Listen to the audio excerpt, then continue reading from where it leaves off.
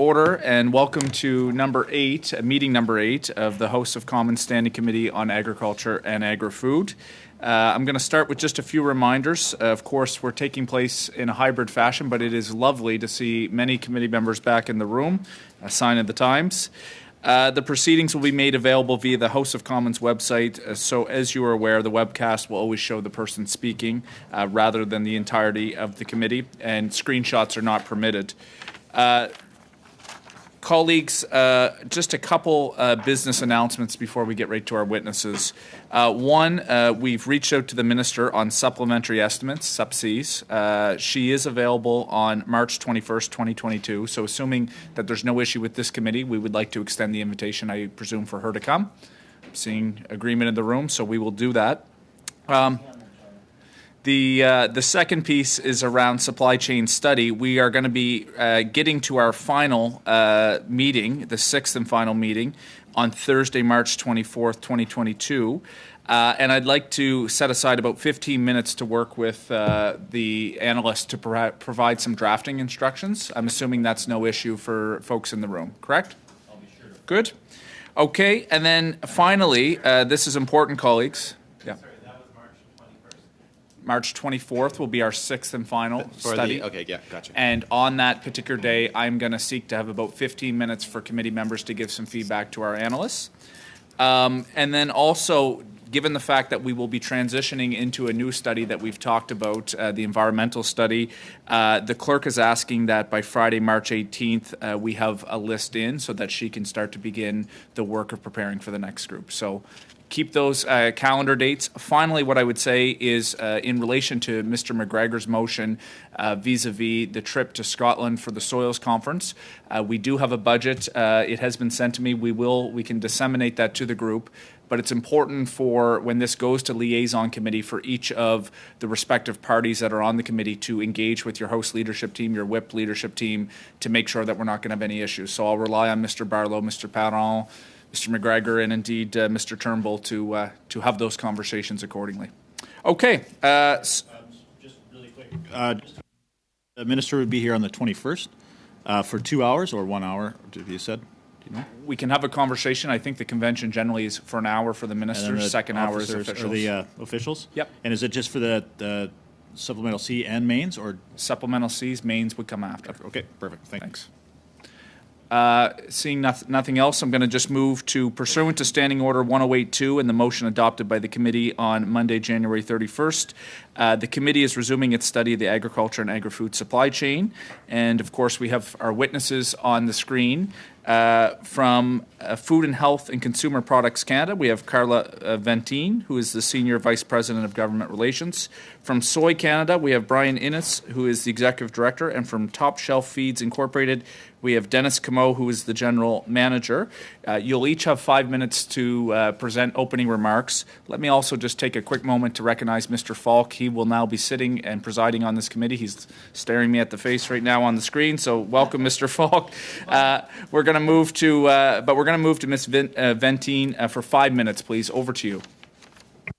Okay, thank you. Good afternoon, Mr. Chair and members of the committee. I'm Carla Ventine, Senior Vice President of Government Relations at Food, Health and Consumer Products of Canada.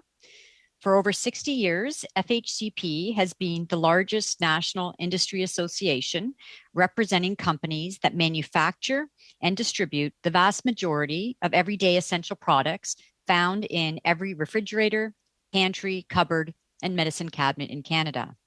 Our sector employs more than 350,000 people in nearly 10,000 facilities in urban and rural communities across Canada. Food manufacturers are the top employer in rural Canada and purchase 40% of the food that farmers grow. Our members transform Canada's agricultural riches into value-added finished goods that feed families here and abroad. Consumers have trusted our members' brands for over 100 years. For our industry, business is not back to normal. From the cross-border blockades to the BC floods to the impact of Omicron to chronic labor shortages, our members have faced unprecedented challenges to ensure that Canadians have access to essential everyday products. With Canada's inflation rate now at a 30-year high, it is not surprising that cost pressures are a huge challenge, and we anticipate further cost pressures from the invasion of Ukraine. We are concerned about the risk that this poses to food security, both in Canada and abroad. Overall, costs for our industry have increased by 17%. The cost for commonly used ingredients for food companies has increased up to 80% in the past year. Cost for pulp paper pulp, a key ingredient in cardboard packaging and boxes, has increased 15 to 50%, while the cost for key plastic packaging components have increased by 43%. Labor costs for food manufacturing alone have increased by 16%. So not surprisingly, over 60% of our member companies are operating with a 25% reduction in production. With growing supply chain disruptions, labor gaps, and rising costs, manufacturers face mounting challenges in meeting consumer demand. Addressing worker shortages would add a great deal of domestic certainty during this crucial time in our economic recovery. From our member surveys, over 75% reported labor capacity shortages, while over 50% are experiencing an average of 20% absenteeism. While we believe the federal government is moving in the right direction to address our labor crisis, this needs to be expedited. We welcome the commitment to a sector-specific agricultural labor strategy to address chronic labor shortages in the agri-food sector and promote skilled trades. Our members prefer to source their labor domestically. From a business perspective, it's just a lot easier and more cost-effective. Despite investments in training and recruitment efforts, however, available jobs remain unfilled. It is therefore crucial to look abroad to fill this gap. We are encouraged by the government's commitments to bring in a trusted employer stream for the temporary foreign worker program, expand pathways to permanent residence, and increase economic immigration. But more resources should be dedicated to accelerate progress in all of these areas. Amid rising inflation and supply chain disruptions, grocery chains are making things worse by continuing to introduce new fines and penalties on suppliers. And this is just not a problem for food manufacturers, it's a problem for a lot of farm groups as well. Our survey revealed that members experienced a 25% increase in supply chain fines. These escalating fines contribute to consumer inflation and food insecurity.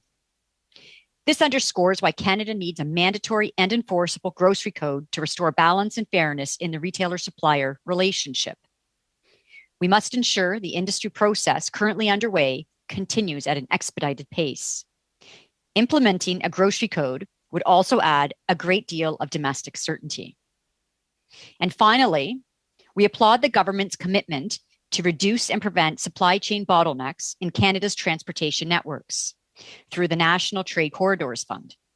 While investments in transportation are essential, we must also invest in the human capital needed to keep our critical infrastructure running. We can have the most efficient and modern transportation infrastructure in the world, but it can easily come to a halt, as we have seen in recent weeks. Governments need to take the necessary steps to secure and protect our critical infrastructure to prevent this from happening again, and more importantly, help rebuild Canada's international reputation as a reliable trading partner and an attractive place to invest.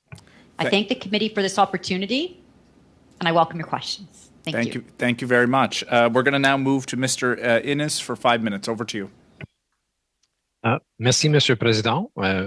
Thank you very much for the invitation to be with you here today. My name is Brian Innes. I am the Executive Director at Soy Canada. Effective transportation corridors are really the lifeblood of our industry. We're really pleased the committee is studying the role of government in enabling our products to get to market. Right now, your study is very important for our sector because we have very poor container service that is preventing us from being competitive in global markets. So I'm here today representing the soybean value chain. Soy Canada includes members from all segments of the value chain, from seed companies to producers to processors and exporters. We have a diverse industry, and we grow soybeans from the Atlantic Ocean all the way to the Rocky Mountains. Soybeans are the third most valuable crop in Canada. They're the most valuable in Ontario and the most valuable source of revenue for farmers from crops in Quebec. We produce world-leading food-grade soybeans to produce things like miso, tofu, natto, and soy milk.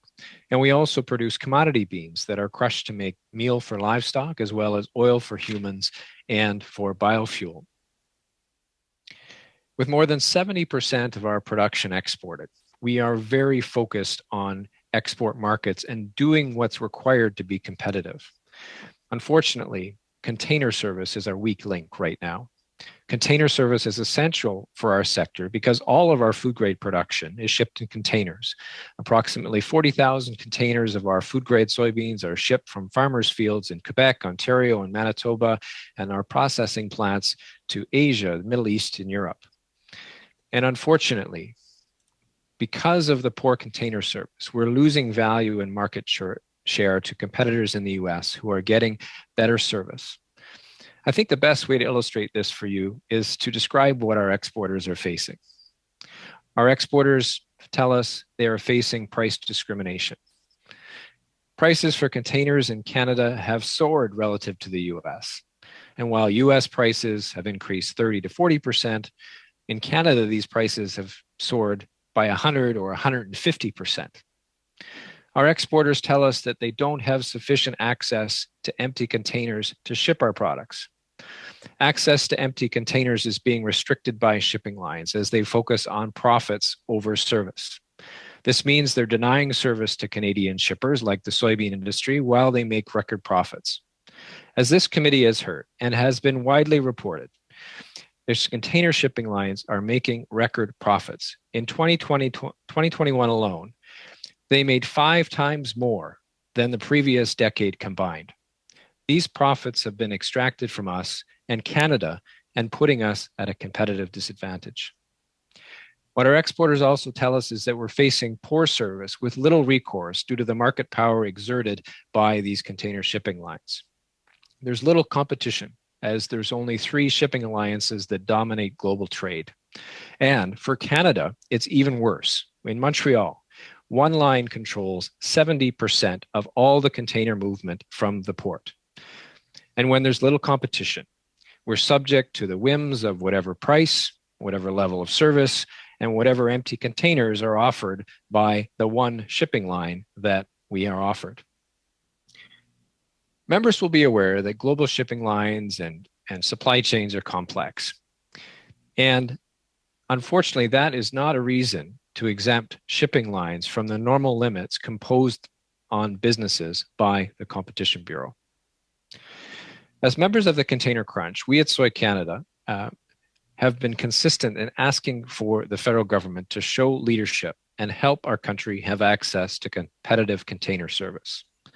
We ask that the government immediately open an investigation under Section 49 of the Canada Transportation Act to investigate what is contributing to the current container disruptions and to better inform the legislative and regulatory changes required to address these competitive failures.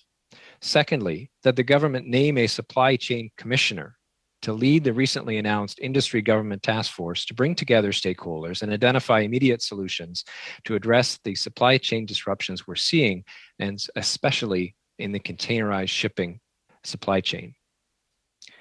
These 2 actions are critical next steps for us to identify solutions to the poor service we're facing.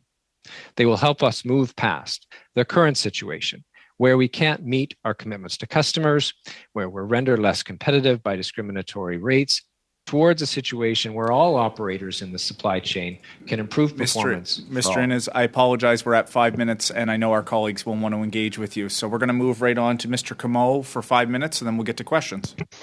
Merci beaucoup. Thank you, Mr. Chair, and the committee for giving us the opportunity to speak today. My name is Dennis Comeau. I am the General Manager of Top Shelf Feeds. We are the last agricultural feed manufacturer on Vancouver Island. and a basic understanding of who we are and how we play a role in the agricultural community, we service approximately 135 commercial farms from Victoria to Port Alberni, along with the surrounding Gulf Islands. We also supply 4 of our retail stores from Langford to Powell River. We have managed to get through many challenges since the start of the company in 1973. Our locally owned business has been through rail strikes, avian influenza, ferry strikes, rail blockades, and a shrinking market due to lack of processing plants here on Vancouver Island. Our challenge for the last 7 years has been the cancellation of rail service direct to our facility. Top Shelf Feeds and our customers have been patiently waiting for decisions to be made on bringing back rail freight service to Vancouver Island. We currently bring approximately 2,000 metric ton of raw grain per month to Top Shelf into a Nanaimo yard, which is 45 minutes away from the mill. We transload that grain onto one of our trucks. We bring it back to the mill in Duncan for processing. This, what used to be 8 rail cars in 5-day period at Top Shelf Feeds direct to Duncan, is now limited to 4 to 5 rail cars per week in Nanaimo yard. To put it in perspective, we manufacture about 140 metric tons of finished feeds per day. We only unload 1 rail car per day, and that takes up to 9 hours. Rail cars only hold between 80 and 90 metric tons. We are short approximately 50 tons per day of raw grain. For this, we rely on trucks from the Lower Mainland, Alberta, and Saskatchewan. Rising fuel costs and truck availability are driving the freight rates up significantly. As far as commodity prices for commodities is an all-time high and continue to challenge producers in the quota system. Chicken growers have a severe impact as feed prices tend to fluctuate monthly and the payout price to the grower is adjusted annually. The dairy industry also has the same challenges compared to the input costs fluctuating monthly. Some farms, farm stands, local markets have also been directly impacted and are questioning as to whether to keep the farm operational. On to the pandemic, we did see an increase in sales in our retail sector at the start of the pandemic. Some of this has to do with idle farms starting up again to ensure food stability for the local market. We also saw some panic buys that caused lulls in sales for months to follow. Labor shortages had its typical turnover in level entry positions, but senior staff took all precautions and followed government mandates to keep healthy and a safe workplace. Only 2 COVID cases reported amongst our 50 full-time employees. The flood, our hearts go out to all the farms, families, and businesses that were affected by the flood in 2021. Top Shelf Feeds took part in daily alignment meetings with feed mills, transportation experts, and governing bodies to ensure that all of our island farms were able to stay in production through this very devastating time. On behalf of all of our farm families, we thank everyone involved in keeping the grain moving, which allowed our mill to remain at full production. To end, Top Shelf Feeds is grateful to the Vancouver Island growers and producers for their ongoing support. We ask government to continue to recognize the importance of our agricultural community here on Vancouver Island. We have many years left in the industry to service the growing population in our area. Thank you very much. Merci, Monsieur Comeau. Et maintenant, Monsieur Barlow pour 6 minutes. Thank you very much, Mr. Comeau. And now over to Mr. Barlow for 6 minutes. Thanks for our witnesses for your testimony and being with us here today. Mr. Innes, I just wanted to start my questions with you as you've kind of outlined a pretty stark contrast between how Canada has dealt with the shipping container crisis and the supply chain issues compared to the United States. And just to outline, you know, the United States administration has put on some pretty stiff pressure on shippers. Initially they've named a shipping czar, imposed some pretty strict fines on empty shipping containers, building a new container loading facility at the Port of Oakland, and now new legislation called the Ocean Shipping Reform Act. And also during the State of the Union address, the President talked about the jacking up shipping rates during the pandemic and how they're going to crack down on that. By comparison, we've done very little here in Canada. And you mentioned, I know we've supported the investigation under Section 49 of the Canada Transportation Act, naming a supply chain commissioner of some sort, but none of those things have happened. Have you had any discussions with the government on why those steps haven't been taken? And where does that put us in terms of our competitiveness with our competition south of the border? Well, thanks very much for the question.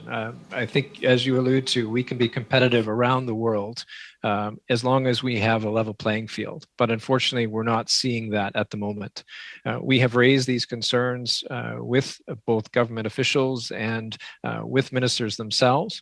To your direct question around the response that we're getting, the response was out of the Transportation Summit to commit to a task force. We would very much like to see that task force happen with the inclusion of a focus on container shipping lines, given the significant action that you mentioned in south of the border, because without that public attention, without that focus here in Canada, we're just not seeing the shipping lines pay attention. And that is showing in prices and is showing in service and putting us at a competitive disadvantage.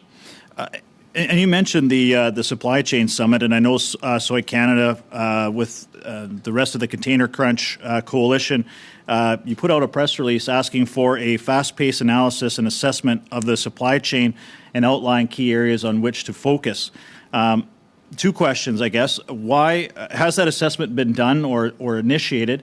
And second, has the government given you any reason or any timeline on why a supply chain commissioner has not been appointed or an investigation on the Transportation Act has not been initiated, and why that assessment hasn't been completed or even hasn't been started? We don't have information as to why that investigation has not been started or a commissioner or a task force initiated yet. We're very interested to understand that. I think what we see is that it is a complex problem. But we are seeing clearly that cooperation with international allies when it comes to competition measures that shipping lines must follow is quite critical. We have seen here in Canada, there's some ambiguity about whether these shipping conferences or these alliances we have now are subject to the Competition Bureau. And so unfortunately, we have not seen that clarity come from our government yet. Ms. Venton, yourself and other organizations signed a joint statement asking the government not to proceed with the trucking mandate, but they did proceed with that. And now we're hearing word of a potential interprovincial trucking mandate when most provinces and other countries around the world are now removing restrictions and mandates. This seems to go contrary to what the movement is in other districts. What implications has the trucking mandate had on your industry, and what would a interprovincial trucking mandate have on your stakeholders? Thank you for the question. First of all, I just want to say is that we, along with Mr. Innes and Mr. Comeau, we all need to get our ingredients, raw materials, and our products moving into and outside of the country and across the country. So, the rail and the containers and truckers are all so important in this integrated supply chain network. Yes, we did. We were concerned very much about the trucking mandate. There is already a huge shortage of truckers in Canada, and that speaks to the human infrastructure side of our critical infrastructure. I would just say that not only with the trucking mandate that has caused more additional hiccups to the cross-border delivery of food, which most of our products are delivered by truck, as well as the containers and rail. And so what we saw is just a bigger problem with shortage and more hesitation. So, and this had to do with, I think, individual hesitation amongst truck drivers who just felt they didn't want to, they didn't feel comfortable in getting either the vaccine, but also speaks to the blockades in Canada that some were just, what we're hearing is that we're just hesitant to cross the border because they didn't want to get stopped and they didn't trust Canada's trade infrastructure. Yeah, sorry, Ms. Venn, I have time for one really quick question. The Emergency Foreign Workers Program was put forward by several manufacturing and stakeholder groups, but your group did not sign on to that. Is there a reason why? No, not at all. I mean, labor issues are a big concern for us. We absolutely support the increase in the cap, as well as other, as well as other initiatives to bring in Madame more Venton. labor. Thank you, Monsieur Barlow. Thank you, Madame Venton and Mr. Barrault. Now we have Madame Barrault for 6 minutes. Thank you very much, Mr. Chair, and thank you to our witnesses for being here today. This is obviously a very important issue to us all. And I was wondering, Ms. Van Tan, as the voice of Canada's leading food, beverage, and consumer products, since 1959, you've played an important role. I believe that your organization appeared before us back in 2012 and again today. And I'm wondering, how has the supply chain changed from 2012 until now? And how much of the current problems that we're seeing today are situational? You mentioned at the beginning, COVID, Omicron, the floods, the blockades, the illegal blockades at the border and different things. How much do you think is situational and how much do you think is structural?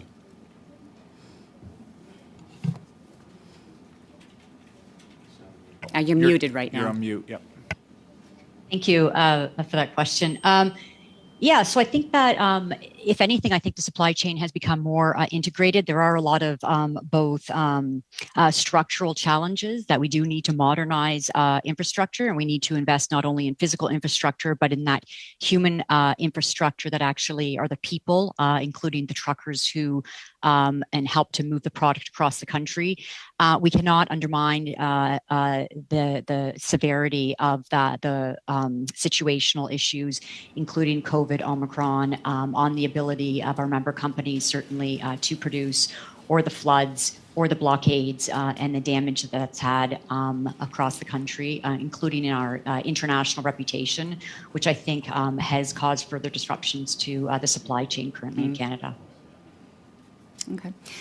Thank you. And just a follow-up on that. You mentioned human infrastructure in your response and also in your opening remarks. And you also mentioned that you'd like to attract and retain people who are living here in Canada in your communities. What do you think the industry can do to try and better attract and retain people in the industry across from the transportation sector to the processing sector? Yeah, sure. So yes, that human infrastructure piece really speaks to the people behind the support for the workers, making sure they get the right skills and the childcare, mental health support, whatnot. How can we attract and retain? What can companies do? Well, we have a great example. Actually, several examples of our member companies who have to run their own public transit, their own buses in order to get folks to their facilities. In addition, we have companies that make direct contact with, for example, newcomer centers. So we have a company in New Brunswick, Crosby Molasses, that made direct contacts to a newcomer center in their town and brought them to their facility and got a lot of folks hired. So really reaching out and making those direct contacts and helping them integrate in the community. Great, thank you. I'm sure you're aware of the childcare, the national childcare program that our government's been negotiating with all the provinces. Do you feel that this will be a benefit to your member companies? Definitely. I think it'll be a benefit for my member companies as well as likely most Canadians across the country, including women, men, and families. Great. Thank you very much. And for Mr. Innes, I know you have an extensive background in the industry beyond Soy Canada, but you mentioned, you're quoted as saying the value chain. You talk about the value chain a great deal. So within the context of agri-food supply chain, how does Soy Canada stay focused on what's valuable to Canadian customers and work to deliver on those things? Yeah, thanks very much. So part of what we do as an association is really try to connect all the folks who are involved in producing our product with the customer and ensure information flows right from the seed company to the producer to the processor to the exporter, the customer, and back. So one of those things that we do is to connect with our customers. Just this week, we had a mission with our Japanese customers where we were able to connect with them directly and explain what's been happening in the supply chain. We talked a little bit about how these container challenges have made it difficult for us to deliver on time for them. It was very helpful for us to be able to make those connections. Tonight, actually, we're connecting with some of our Asian customers further south in Singapore, Malaysia, and Indonesia. And it's really helpful for us as an organization to bring together all of these parts of the value chain to talk to each other. For example, it may not be evident to a producer that we only have one option to ship our soybeans to East Malaysia, and that at times that container shipping line won't even give us Can I a just quote ask, to be sorry to able interrupt, but I ship just there. want to ask one follow-up, and I know my time is short. So when you're talking to these customers, and especially the ones in, as you said, most of your products exported, are they hearing similar problems from producers and in other parts of the world, or is this unique to Canada? So the challenge of disrupted supply chains is global, and the anti-competitive practices used by shipping lines that are limiting our service are global. But unfortunately, as we illustrated in the price example, the effects aren't always equal. So everyone is experiencing challenges, but we're experiencing greater challenges than our chief competitors, American suppliers of soybeans. Okay. Thank you very much. Merci, Madame Taylor-Roy. Et Thank you, Ms. Taylor-Roy and Mr. Innes. Now over to Mr. Perron. juste hier, une fête, un anniversaire. Donc, And I think you've just had a birthday. belated, my friend. Merci, Over Monsieur to you. le Président. C'est bien gentil de votre part. Thank you very much, Chair. Very kind of you. We'll celebrate it at the committee. So I'm waiting for everyone to sing to me at the end of the committee meeting. So thank you to the witnesses for being here today for this very important study. I'd like to continue with Mr. Innes. You mentioned at the end of your presentation, I felt that you were a bit short of time in your 5 minutes. I'd like to give you an opportunity to talk about the two concrete solutions that you were mentioning very briefly. And can you elaborate on them for us? Yes, thank you for the question. At the end of my opening words, I wanted to say that here in Canada, if we had equal footing, the Canadian soy industry could be competitive with anybody in the world supply chain. The problem is that there isn't a level playing field. The two solutions for the time being are, first of all, to begin an investigation under Section 49 of the Canada Transportation Act. The minister has power to begin an investigation to find more clarity in the current situation that we're dealing with currently. The second issue was that, to begin with, the task force which had been announced at the Transportation Summit at the end of January should be begun. It's very important that that task force can focus on the challenges facing us in the supply chain for containers. Even for Quebec operators, we have a very proud soy industry in Quebec. We've got companies who are world leaders, but unfortunately, even if we're under an hour from the Port of Montreal, we cannot get the product to world market because of such limited service. How do you explain the huge difference in price increases between the U.S. and Canada? Some previous witnesses have said to us that there was maybe a possibility of lifting the exemption for container shippers under the Competition Act. Do you think that's a good pathway? Yes. We think that who are these companies? Any of these companies, they have to be facing the same Competition Bureau rules. There's a lack of clarity currently in Canada whether the global alliances are subject to the rules or not under the Competition Bureau. In our sector, we've got a competitive industry. We've got exporters who are fighting with each other sometimes, but that's in the spirit of competition. But we don't see the same competition in the Port of Montreal, for example, where there's only one single company that has 70% of the market share for container shipping. So it's very important for our industry that all players have an equal playing field. The same rules should apply, and that means the Competition Bureau should be able to have oversight of all of the shipping alliances. Concretely speaking, what can the government do? Essentially, just do a competition inquiry? You don't see any other avenues? Well, it's not just for the government.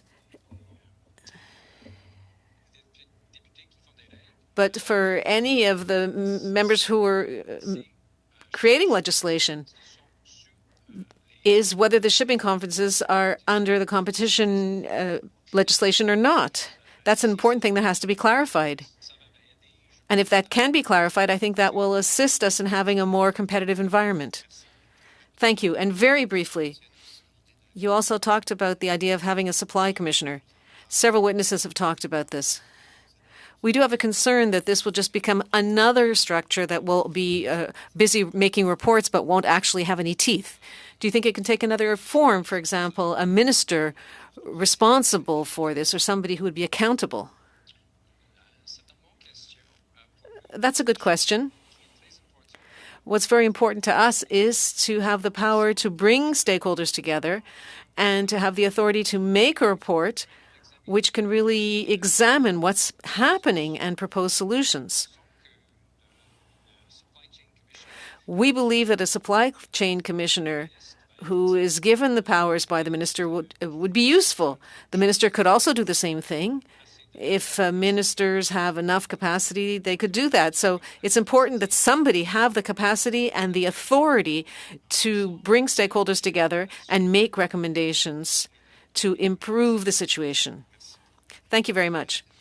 Ms. Venton, very quickly, I don't have much time left, and I'll come back to you after. But you talked about a 25% increase in fines and penalties from groceries.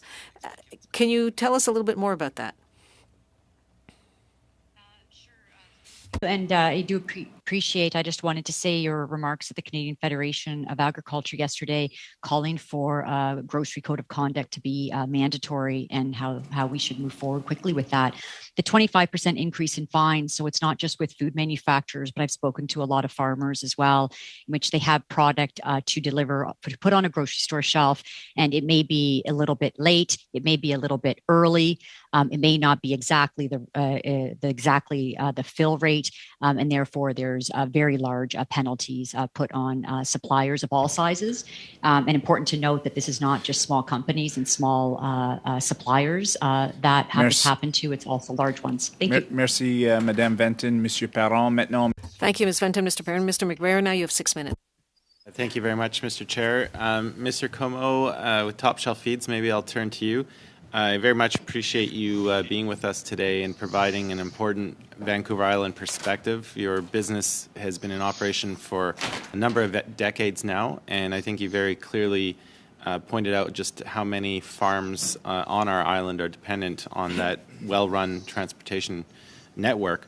I was just wondering if you could maybe give us as a committee a sense of some of the particular challenges that your business faces being an island-based business. Some of those challenges that may not be present, for example, on a mainland business. Thank you very much for that question. Basically our main costs right now are the infrastructure set up for a transload facility that is 45 minutes away from the mill. Trucking comes at a heavy cost. We also get hit with demurrage bills for rail cars that do sit on the island that we can't unload in a timely manner. In the last year of rail service alone, I think we did not have $1 of demurrage. Lately, we've been seeing demurrage bills of up to $5,500 in a month. So the delay time of the cars getting unloaded in a timely manner and back into the supply chain is definitely, it hurts us, and it hurts other businesses as well.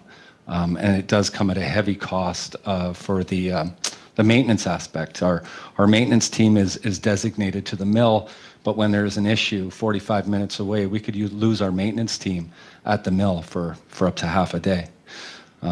Supply isn't a problem. Our volume and our contracts go out quite long.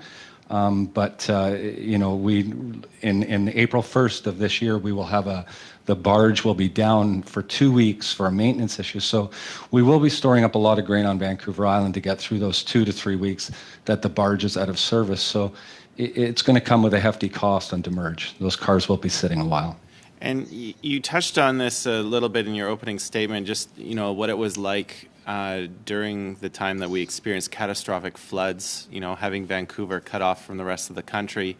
but you were able, as a business, to continue running. Can you provide a few more details on some of the contingency plans that you had in place that allowed you to do that? Because it was quite catastrophic for many businesses.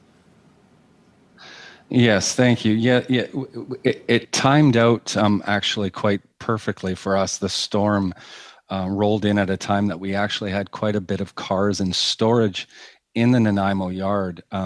We thought that maybe rail service would be back online in 2 to 3 weeks. The hard part was the grains that we didn't have, that we did secure at the port to get us through. It was unable to be picked up as the mainland feed mills, they utilized most of the trucks in the lower mainland. So we actually have some of that contract still sitting in place to be picked up. We haven't had a chance to pick it up yet. So we had enough grain on reserve. I think that that was a real blessing to get through that part, and we assisted the mainland feed mills as best we could. And you were talking about some of the increased costs that your business is dealing with now, like the transportation costs that you didn't have to deal with a number of years ago. And, food security on Vancouver Island has always been a big topic. And many farms, of course, their margins are quite tight. Can you maybe inform us, like, what some of your conversations have been like with local producers on Vancouver Island, and how those increases in costs have really affected their ability to be viable and, really establish a sense of food security on Vancouver Island? Thank you. Yes, so we take weekly or daily phone calls regarding price increases. Most of the price increases lately have been based on commodity pricing. We have been very careful in purchasing our ingredients coming in, that we do not go too long on contracts, just in case there is a fluctuation downward in pricing. We do have some concerns. We do have some farms that have reached out to the local agricultural minister to protect them from insolvency. I think we have some growers on the island that are borderline shutting the doors. Feed input costs are becoming too much, and their payback on the growing the chickens, is just not coming their way. I think there needs to be a little bit more intervention on the government's part to get involved with the marketing board and the processors. There's definitely they're in need of assistance on the island, and freight is coming in at a high cost. Thank you. And then that brings me to my final question, just in the minute that I have. You've talked about the provincial government and how local farms have been approaching them. But from the federal government's perspective, and the clear jurisdiction that we have over the transportation sector, and the fact that the federal government does work with the provinces, it's a shared jurisdiction in agriculture. Are there any kind of clear recommendations you'd like to see us include in our report to the government so that it can act on those with some policy? Top Shelf Feeds, we're huge advocates for bringing the rail back. I think if we can get as someone at the federal level to communicate that to the provincials, we need the rail back to Duncan. I think that is going to reduce the cost to the end user, and I think that's what we're going to be fighting for the next few years. Great, thank you. Merci, Monsieur McGregor, Monsieur Comeau. Maintenant. Thank you, Mr. McGregor, Mr. Comeau. Now, Mr. Falk, for 5 minutes. Go ahead. Good. Thank you very much. I just want to say thank you to all the witnesses for joining us today. Mr. Innes, I would like to begin with you. You talked about a supply chain commissioner that would have been empowered by the minister, hasn't been appointed yet. In the meantime, we've seen the value chain roundtable dismantled. And I'm wondering whether you would have perhaps seen that as being able to fulfill the role of a commissioner. Yeah, thanks for the question. What we see is that it's really important to have a focused discussion with a commissioner that's empowered, with the right stakeholders, focused on the current situation. And we have had different roundtables in the past. I think what's really important about the current situation is that we have the right focus for that commissioner on the situation at hand. At times when we have past roundtables created, they aren't necessarily focused on the current challenge. What we see in front of us is a serious challenge with container shipping. We are heartened to see some action from the Five Eyes last week, with Canada included, to share some intelligence on international shipping actions. And so when we look at a shipping czar or a supply chain commissioner, it would be able to bring together the right agencies of government, the right stakeholders, international and Canadian, to really have an in-depth focus and discussion to produce an outcome. Okay, thank you for that.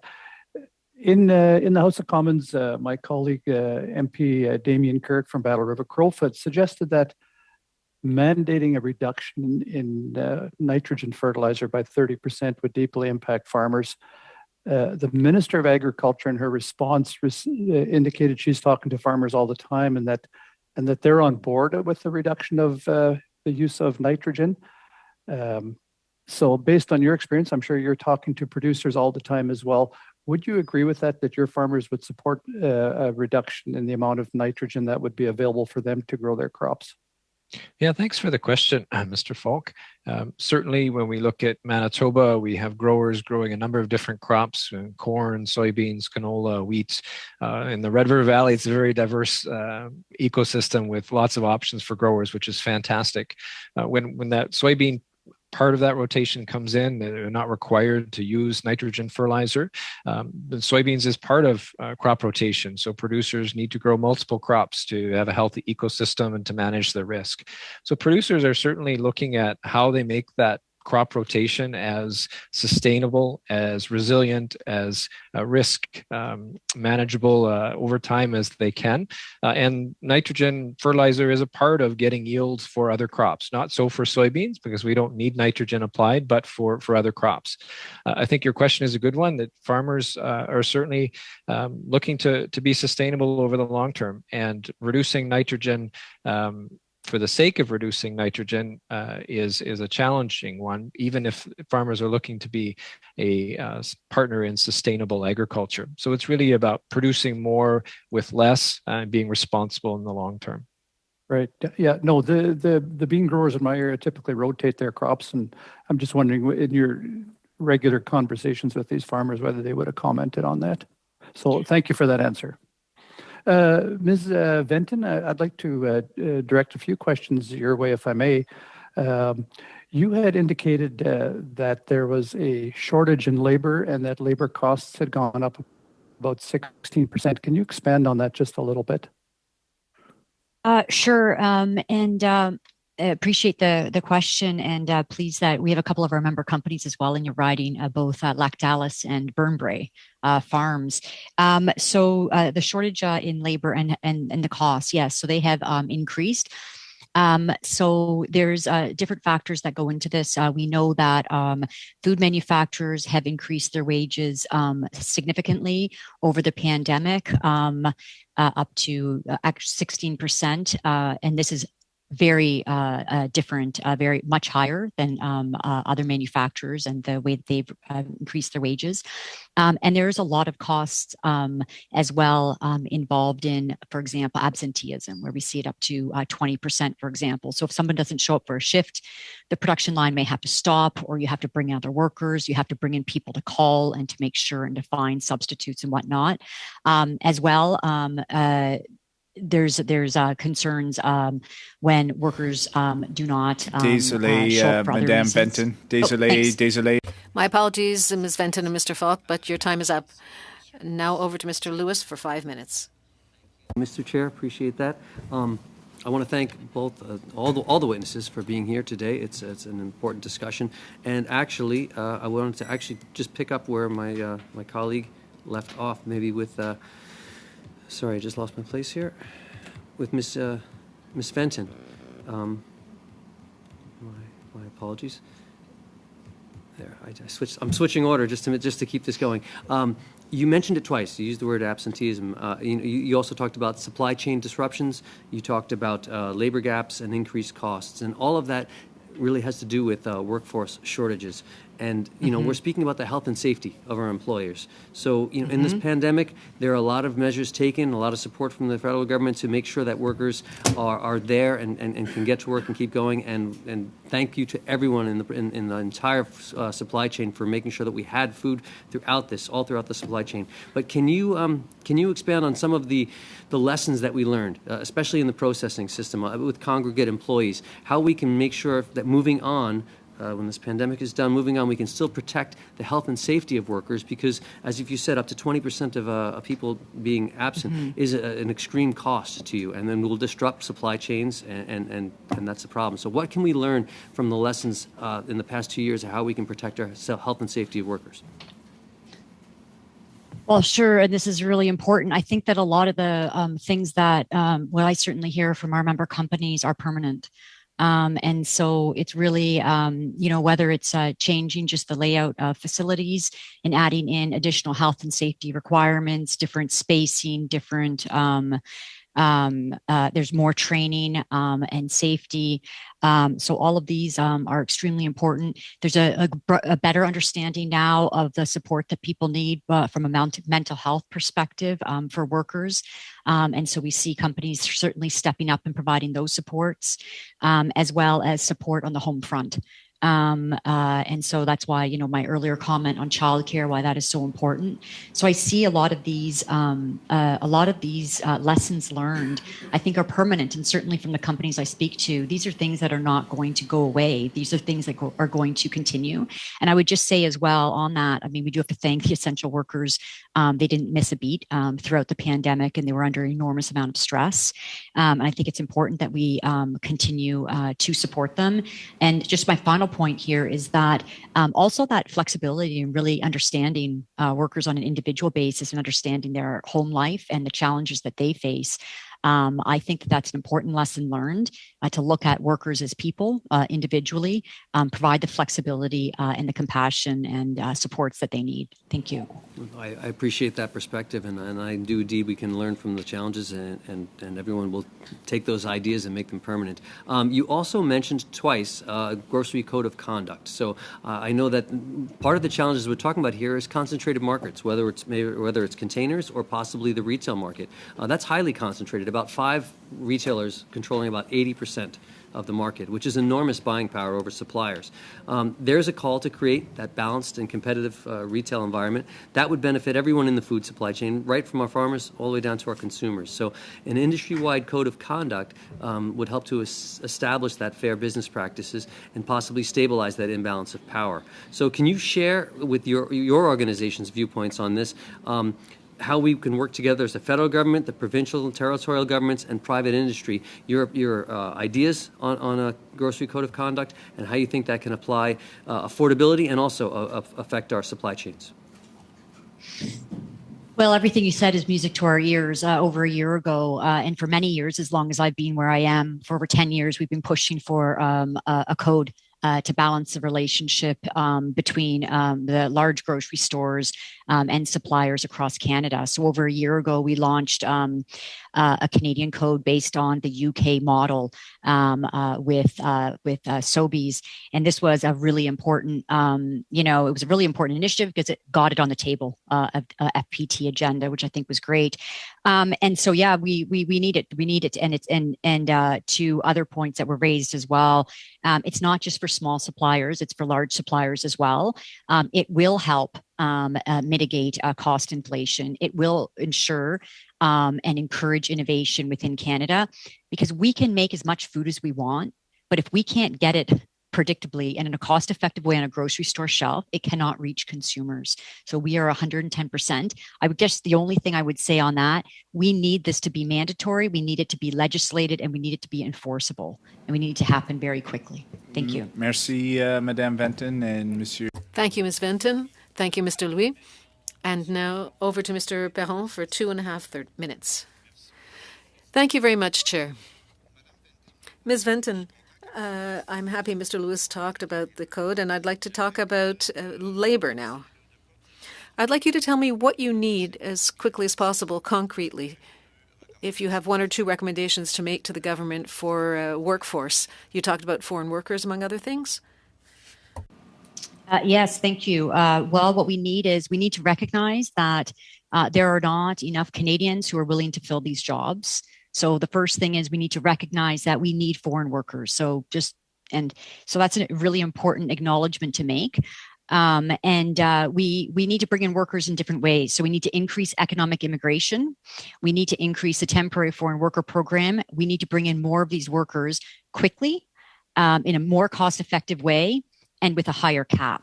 And I would also say that I've also heard a challenge, especially for small companies, of the cost of bringing in foreign workers. And I think that we need to address that as well. I hear it's about $1,000. So I think that that's something to look at. And then as well, go back to, Mr. Barlow's comments at the Canadian Federation of Agriculture yesterday. I was pleased to see your interest there in putting forward a private member's bill on waiving the labor market impact assessment, because it just needs to be understood that if companies can hire someone down the street, they will. It is a lot easier. It is a lot more cost effective. So you need to trust companies that if they can't hire domestically. So we do need the support to bring these folks in. I will just say a final point is that the steps the Liberal government are making are very good, but we need more resources toward them so they're done much quicker, as well as a few other additional things I mentioned. Thank you. Merci beaucoup. Thank you very much. 30 seconds. Other witnesses, other groups proposed massive investment policies to modernize the agri-food infrastructure. I'd like to hear what you have to say about the need for that. Oui, certainement. Nous voyons nos... Yes, we see an opportunity to invest in infrastructure. Even if we're talking about railways to the west, the Vancouver port is very important for export of grain, and soy is one of those. We also see the opportunity to invest on the East Coast. So it's very important to look 10 years ahead, for example, when we're going to be producing more grains, to be sure that we have the proper infrastructure to be able to serve it. Thank you, Mr. Perron. And thank you, Mr. Ennis. And now over to Mr. McGregor. Last but not least, for 2.5 minutes. Thank you so much, Mr. Chair. Mr. Innes, maybe I'll turn to you. You've already spoken a little bit about the problems that your sector is seeing with ports and with shipping containers, and I think that echoes a lot of what we've heard. I mean, President Biden's man down in the United States who's looking at port problems has also noticed similar issues. I mean, if in comparison with our air traffic system, competition always knows what airplanes are in the sky, how long they're on the ground. It's very transparent. Whereas with our shipping system, that's often treated as proprietary information, and it's not very transparent. It affects ridings like mine, where shipping freighters, big freighters, bulk carriers are out 6 to 8 weeks just idling away at an anchorage, and nothing seems to be really going. So I guess, you've concentrated on the shipping containers aspect of it, but I mean, does the federal government need to step in and revamp the entire system similar to what was done with federal control over the aviation system, so that we have a wholesale, you know where I'm going at with this, just looking at everything. Yeah, so I certainly think when we look at the supply chain, we need to have a comprehensive view, because each supply chain has its own nuances. So what I described on the container situation is because we're facing acute challenges. We believe in a competitive, business-driven market, but unfortunately it's not that in containers because of the consolidation that's happened.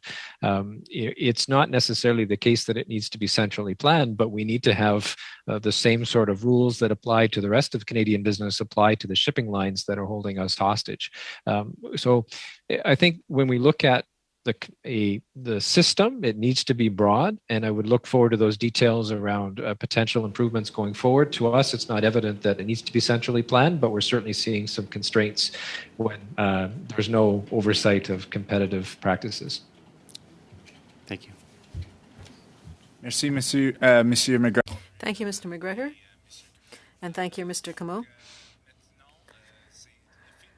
And now that's the end of this panel. I'd like to thank you all on behalf of the committee and all of its members. Thank you all so much to our witnesses for your testimonies today. And thank you for your leadership in the agriculture sector. Don't go far. We're going to be turning over to the second panel momentarily. Merci.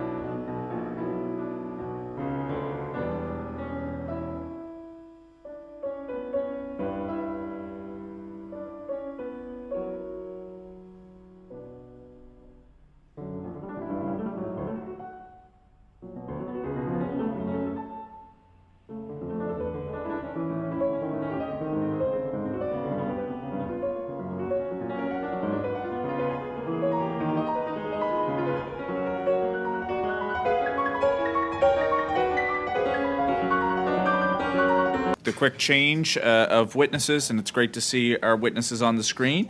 Today we have Cami Lockwood, who is the owner and operator of Lockwood Farms. So welcome to you, Miss Lockwood. We also have Dr. Al Mussel, who is the research director at the Canadian Agri-Food Policy Institute. No stranger to this committee. Mr. Mussel, great to see you. And Jennifer Ronholm, who is the assistant professor at the Faculty of Agriculture and Environmental Sciences at McGill University. Of course, we have 5 minutes for opening comments from each of our witnesses. So I'm going to start with Ms. Lockwood. Over to you for 5 minutes. Mm-hmm. Well, hello, my name is Cami Lockwood. And as said, I'm an owner-operator at Lockwood Farms here on Vancouver Island on the traditional territories of the Hul'qumi'num-speaking people. And I am very, very blessed and honored to be able to farm this land. My farm is quite small. We have about 5 acres. We farm vegetables on about 2 acres. And we are also part of the quota supply managed system. And in 2015, we were awarded 3,000 units of quota for egg laying hens. And since then, we've expanded to 2 flocks of 3,000 each. So that's about 6,000 laying hens on our farm in a free range facility. Our focus right from the beginning of our farming career in 2010 was really on environmental sustainability and environmental impact. We chose farming because we felt at that time it was the most environmentally friendly way that we could live. We've always truly believed that we need to be the change we want to see in the world, and we've managed to accomplish that throughout our careers. What's interesting about our farm is that we feed insect larvae to our birds. We are the only commercial operation in Canada doing that on a commercial scale. It's definitely not without its challenges in supply chain and everywhere. It's a pioneering move, and we've certainly felt the effects of that. And honestly, we have felt everything that you are talking about between supply chains, transportation, labor, and even into meat processing has affected our little 5 acres here. When it comes to labor, we have tried so many different strategies, teaming up with WWOOFers, which is Worldwide Woofer or Worldwide Organic Farm Workers. And essentially it's a labor trade program where people choose to stay with us. And we provide room and board and farming education and experience. And they're typically people from developed nations around the world that Canada has an agreement with in place already. So developed countries. We've had many requests from people coming from underdeveloped countries, and unfortunately trying to get visas for them to come to Canada is not an option. It is a lot of work for us and something that we are not capable of doing on our scale. And it's very difficult reading a fair number of heartbreaking emails about their lives and how they want to make a change for the better and become part of Canadian society. So labor, we've tried that. Of course, COVID shut down a lot of borders, and which time we tried employing predominantly local people, and we were able to utilize the Canada Summer Jobs program to do that. Unfortunately, we found that on our scale of vegetable production, it was not a viable option, and essentially without the Canada Summer Jobs, we would have been in the red. We were able to skim through just inside the black. So this year we are hoping to work with local interns. We have tried on several occasions to go through the temporary foreign workers program, but again, it's very cost prohibitive when we have to provide a very high level, very rigorous tested housing when we're working with the buildings that we have on the property. It can be very challenging. We also have to show through the LMIA that we've tried with local people, and we continually try with local people. And then also the cost of their airfare. And then again, with our small scale, it's difficult to know before they get here whether or not it's going to be advantage to us. Housing, of course, is another part of the temporary foreign worker program. That's in our area, the unit that we would be housing temporary foreign workers in. From them, we could recover about $600 a month, whereas given our market here, we can easily rent out the same unit for about $1,800 or $1,900 a month. So it really draws into question the affordability it is for us, and it really brings in strong questions as to whether or not vegetable farming is worth our while. And we've also seen some severe challenges when it comes to our egg operation and production. Top Shelf is our feed supplier, and they've been wonderful in always getting us feed throughout all the disruptions that we've experienced. They've always been our first call when there's an emergency that hits. But we have seen a huge increase in the cost of feed that has really impacted our bottom line. Ms. Lockwood, I don't mean to interrupt, but I have to because we're at 5 minutes, but I know that colleagues will want to engage with you. So we're going to go to Mr. Mussel for 5 minutes and then afterwards to Ms. Ronald.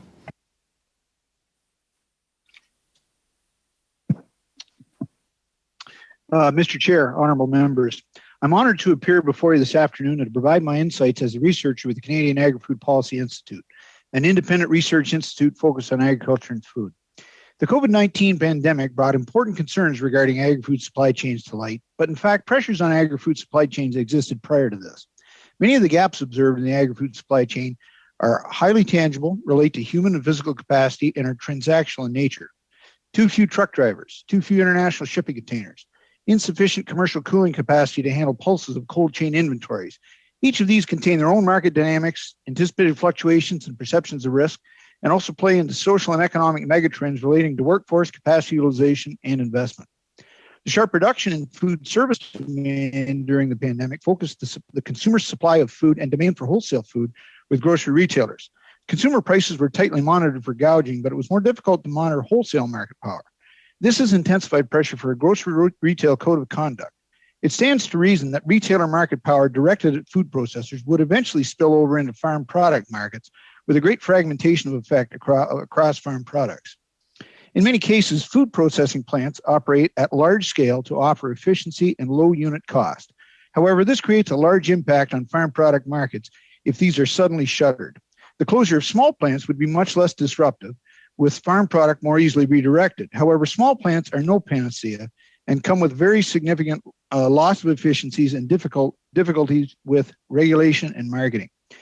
The framework to broadly assess this trade-off between cost efficiency and resilience does not easily present itself. More generally, governments do not have any kind of dashboard from which to monitor supply chains, track performance, and detect and analyze system bottlenecks in real time. This has been left to markets and profit-motivated adjustments in operations and investments, to our great benefit. However, in the face of stark, sudden adjustments from climate extremes, disease emergencies, and geopolitical pressures, this mechanism alone is unlikely to be adequate going forward. The changing global food security and geopolitical context challenges our understanding of macro effects on supply chains. The current situation with a Canadian ally under attack and hostile occupation means that we must assume our supply chains may need to be redirected to supply our allies. However, this is only the latest and most dramatic devolution in the international geopolitical order in which food is increasingly used as a weapon. As our rules-based system of international trade has eroded and countries target farm and food products as an instrument of retaliation and political agendas, Canadian companies are increasingly exposed. When companies invoke shifting or arbitrary food regulation and technical standards, such as coronavirus sampling on food packaging, as a means of disguised protection, the first victim is the exporting company. Our Canadian agri-food exporting companies are vulnerable to serious financial injury as a result, and we've lived this experience in canola and pork, as have some of our allies, notably Australia. Conversely, we need to concern ourselves with the prospect of predatory foreign acquisitions of Canadian agri-food assets, stemming from the financial injury from frivolous and intentional trade barriers and otherwise.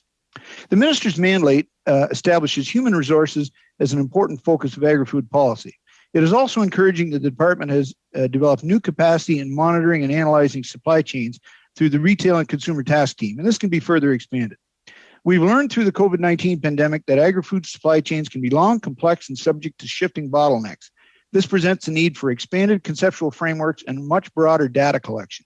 Yet some supply chain issues are really matters of efficiency and competitiveness, such as the need for a more agile regulatory system and new investment in automation and digitization, and are already known from the Barton Report, the Economic Strategy Table, and previous research, and simply need to be fully enacted. As an open economy and a major agri-food exporter, Canada can be vulnerable in an international trade environment that has grown increasingly unkind. Redoubling of market access enforcement under trade agreements is necessary, but Canada must go further. Canadian exporters need greater protection from the abusive effects of frivolous and predatory actions of others. Increased export market advocacy, indemnification for sudden losses of market access, and increased investment in processing to support value-added exports and greater import replacements are strategies Canada should advance. Equally, policy needs to adjust to recognize the risk that foreign investments in Canadian agri-food supply chains could be extensions of the political and mercantilist agendas of others and not aligned with Canada's interests. In this regard, Canada should be prepared with formal reviews of foreign investments and acquisitions of Canadian agri-food assets where these raise concerns. Finally, we are 2 generations removed from the prospect of supply chains aligned to support allies in time of war. How this will occur when many of today's agri-food supply chains are international and populated by competing multinational firms is unclear. This should elevate agri-food as an element of Canada's foreign policy. Thank you. Thank you, Mr. Mussel. Right on time. We're now going to move to Ms. Ronholm for 5 minutes. Thank you so much for inviting me. I'm an assistant professor in agricultural microbiology at McGill University, and my area of research expertise is the use of antibiotics in farming, antibiotic resistance, and the development of replacement products for animal health and growth promotion. Unfortunately, we're on the cusp of an antibiotic resistance crisis, having major negative influences on agricultural productivity and therefore food costs and food securities. Antibiotics are small molecules that are used to slow or stop the growth of bacteria. They're commonly used in medicine to treat bacterial infections. And in addition to infections, they're used in routine medical procedures such as surgeries, chemotherapy, and childbirth due to the prophylactic or disease prevention activities. We've been using antibiotics in farming since the 1930s, and they're used to treat bacterial infections in farm animals, but they can also be used to prevent infection or promote growth. The line between preventing infection and promoting growth is actually pretty blurry since animals tend to grow better when they're not fighting bacterial infections. The problem is that the more antibiotics we use, the faster bacteria become resistant to them. The world is in a lot of trouble in terms of antibiotic resistance. A recent peer-reviewed report published in The Lancet found that in 2019, there were about 4.95 million human deaths associated with bacterial AMR infections. This is not an acute issue. We are seeing consistent year-over-year increases in human deaths associated with antibacterial resistant infections, and our current projections are that by 2050, we will see 10 million human deaths per year due to AMR infections. To be extremely clear, there's no simple fix for this. AMR deaths are caused by a range of different bacteria, and we cannot create a single or even groups of vaccines that will solve this problem. So I'll repeat that the more antibiotics we use, the faster we accelerate towards annual human death counts due to AMR. It's difficult to come up with a number on exactly how many antibiotics we use on Canadian farms, but we estimate that about 82% of antibiotics in Canada are used on farms and not in hospitals. So the knee-jerk response is a ban on antibiotics in agriculture, but this is a really bad idea. Agricultural practices evolved alongside the availability of antibiotics, and it will take time to completely remove them without catastrophic effects to productivity. I'll give you a few examples. Prior to antibiotics becoming widely available, dairy farmers had 95% more incidences of mastitis than they do today. Mastitis is a bacterial infection that is painful for the cow, reduces milk productivity, reduces cow lifespans, and even with antibiotics, costs Canadian dairy farmers about $700 million annually. If an outright ban was placed on antibiotics today, economists estimate that it would lead to an additional cost of $46 to $73 per cow due to increased numbers of infections, and this would seriously impact the stability of the dairy industry. I'll give you another example. We use antibiotics in the feed of a lot of meat chickens, also called broilers. Broilers are typically raised to market weight in 40 days. The mortality of no antibiotics ever chickens is about 4.2%, compared with 2.9% for conventionally raised chickens. This is a difference of 1.3%, and it might sound very small, but our neighbors to the south produced 10 billion chickens last year, making 1.3% equal 130 million chickens. The fact that these birds died of disease and cannot enter the food chain is, sad by itself, but it also represents acres of grains and the carbon emissions used to harvest those grains that have now gone to waste, and the water used to feed the birds that's now gone to waste, and the animals themselves. In addition, no antibiotics ever birds have higher rates of diarrhea, which leads to higher incidences of eye burns, foot pad lesions, and erysiculitis, each of which is an indicator of uncomfortable birds and poor bird welfare. So to summarize, my concern is that when deaths due to AMR in humans begin mounting, there'll be public outcries against agricultural uses of antibiotics. This could result in a swift ban of antibiotic use in the agricultural sector, and if it happens quickly and without proper replacement products, there will be increased prices in food markets, and we'll see supply shortages, which will compound the medical problems that we'll be dealing with at the same time. So it's better to act now to address this because we do see it coming. Thank you. Thank you very much. We're going to turn to our questions. I don't know who's on. I think it's Mr. Epp, so we're going to go to him for 6 minutes. Thank you, Mr. Chair, and thank you to the witnesses for your excellent testimony. Good to see you again, Dr. Mussel. And I'm going to, before I get into your prepared remarks, a question. I ask for your comment on the potential of a CP rail strike. Given our stressed supply lines, what would that do? I have no familiarity with the likelihood of this strike, but with the demand tension in the system right now, especially relating to grain, I can only guess that would be catastrophic. Thank you. Over the last bunch of decades, our supply chains on multiple commodities have globalized, largely along market functions. You and I have argued in the past, and I've enjoyed those arguments. I sometimes think you and I argue for sport on the necessary level of government intervention at times and on different markets. But I'm going to go right to your last paragraph and talking about the conflict of Ukraine, the impact of this singular event, and depending on how long that happens. Is this a generational event? What is the potential impact with our global supply chains, Europe, etc.? Yeah, thanks. I worry that it is a generational event. I mean, we'll never know that until it's in retrospect, obviously. I believe that Minister Bibeau made reference to this at the Canadian Federation of Agriculture meeting earlier this week. Yes, this is the kind of event, and I guess I'll contrast it with the normal sort of frictions that we have in agri-food supply chains that introduced variations in the range of 2%, 5%, something less than 10%. In my understanding of it, markets handle that very effectively, and probably messing with those functions creates more harm than good. However, in this case, just the volume of product, just to put it into some context, the Ukraine is geared up. The Ukraine alone is geared up to feed a population probably in excess of 300 million people. The country is 3 weeks away from sowing spring crops, and they're in the middle of this onslaught. So you have to assume that not only are the logistics of the Black Sea entirely shut down for the most part, but the new crop may not be seeded. So this is more of a, I don't know what you want to call it, a 30% level disturbance, which markets are going to be a little bit overwhelmed in terms of dealing with. Thank you. Coming back home, a little bit closer to home, Canada, we're often a raw product exporter and a finished goods importer. And as you state in your remarks, our rules-based system of international trade has been eroded, and often farm products have been targeted outside of a market instrument. Our previous study here at the committee dealt with expanding processing capacity, adding more value here at home. Can you comment on that as a longer-term strategy or even a shorter-term strategy?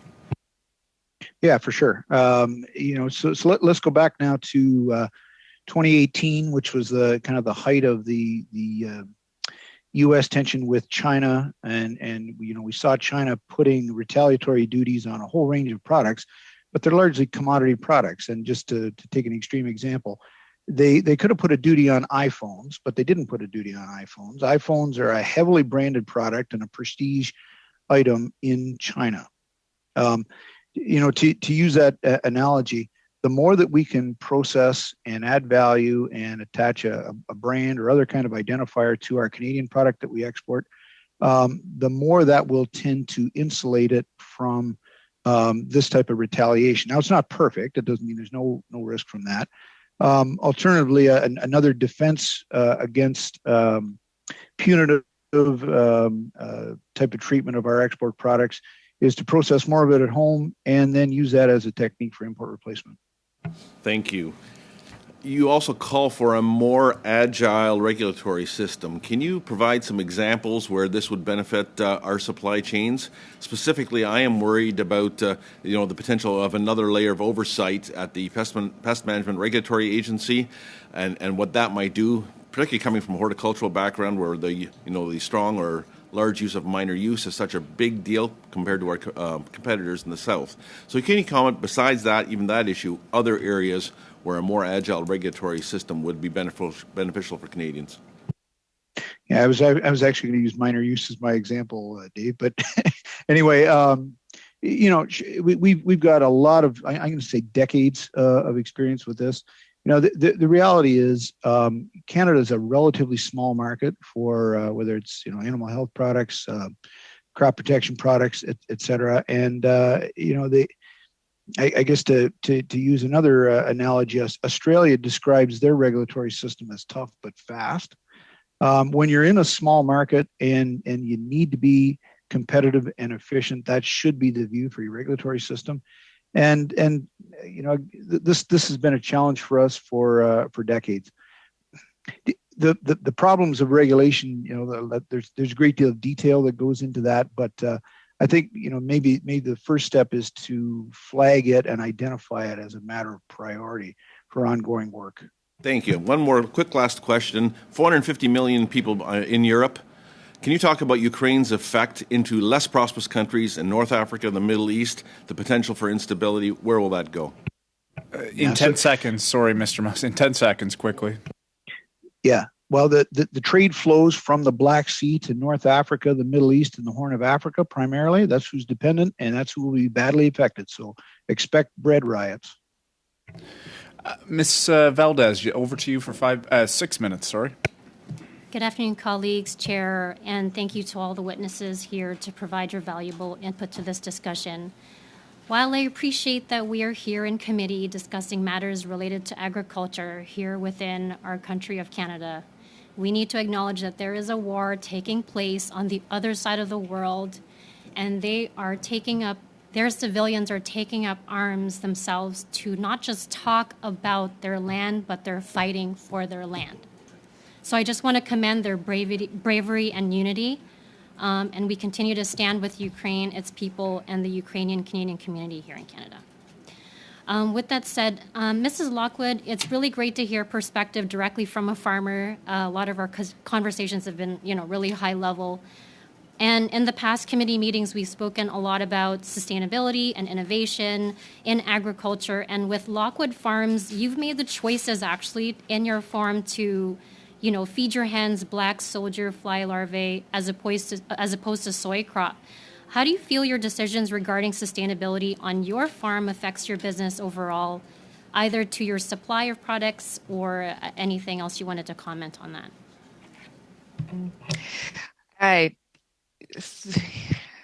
The reason we do things is not always for financial gain or benefit. And certainly when it comes to the environment, as we've seen in 2021 here in British Columbia, where we've dealt with a devastating heat dome and the impacts of the floods, environment is the absolutely hands down the most important thing that we need to be talking about and essentially wrapping ourselves around. And I should hope that the committee is able to acknowledge and see that the climate is changing and it's having incredibly devastating impacts on us as farmers. We feel like we're doing our very small part to make a difference. And I hope that we're able to come up with some models that other farms can model after and follow suit. We feel like we're taking the first pioneering steps, but it's everything to us. We can see on the ground here that I'm very concerned about the future for my children. I'm very concerned about the future of our food. These climate impacts are so huge. And when they disrupt supply chains like they do, I think the other thing that needs to be mentioned too is the animal health and welfare. And that with disrupted supply chains comes great detriment to the animals, and farmers will do absolutely anything we need to feed our animals and to make sure that they are well and safe. And that is becoming increasingly difficult and taking a very strong toll on mental health for us all. So I'm sorry, I hope that answers your question. It does. Thank you for your input. And, I commend the work that you're doing on your farm. In your opening comments, you talked about, labor and the challenges you've had, and you've tried different programs to help you out in your farm. Are there any specific recommendations you can make or can request specific to labor? The temporary foreign workers program, it would be nice to see some changes there and have more support for developing farmers or for smaller farmers like ourselves who are just starting to take that step.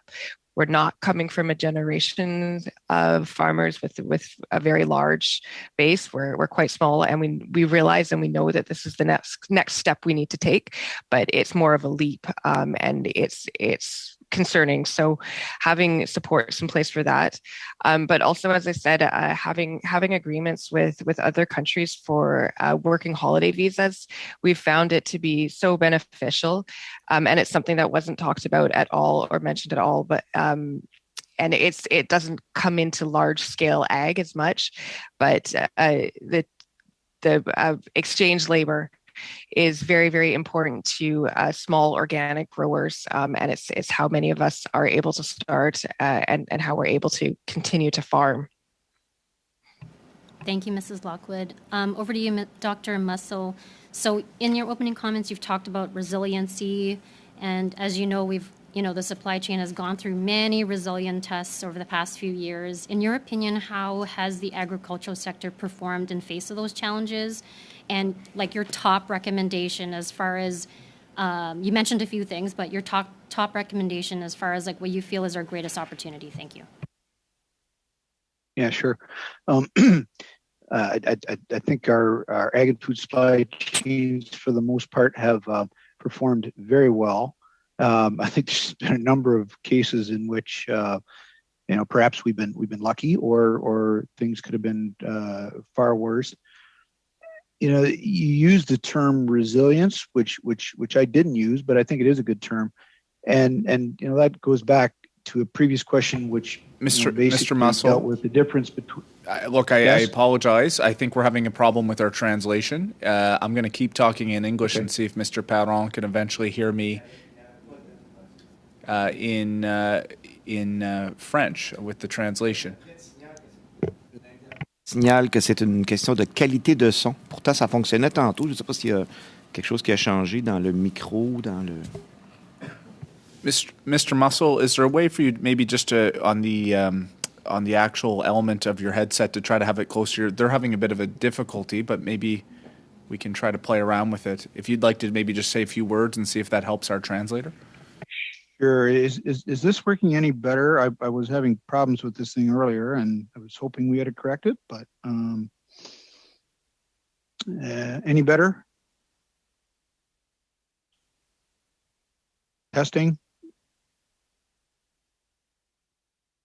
Any sense, Mr.? We're having a bit of interference, almost a buzzing sound for the translator.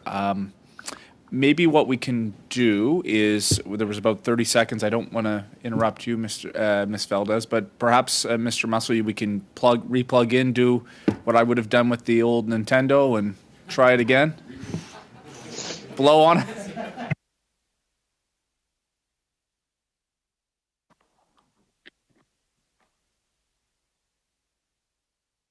Okay, is this better?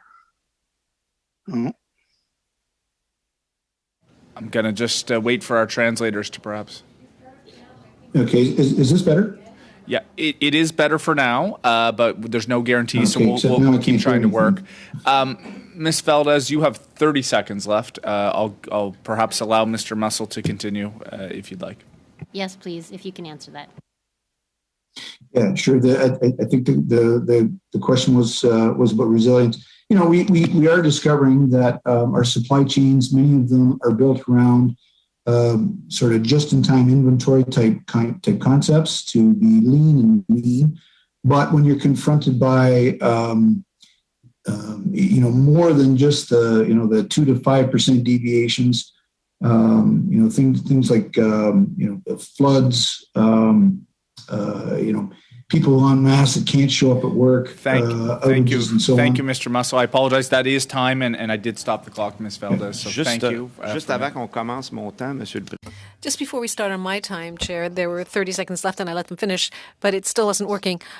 Is there some way of doing a test on his headset while we speak to somebody else? And I'd like his headset to work because I have so many questions to ask of that witness.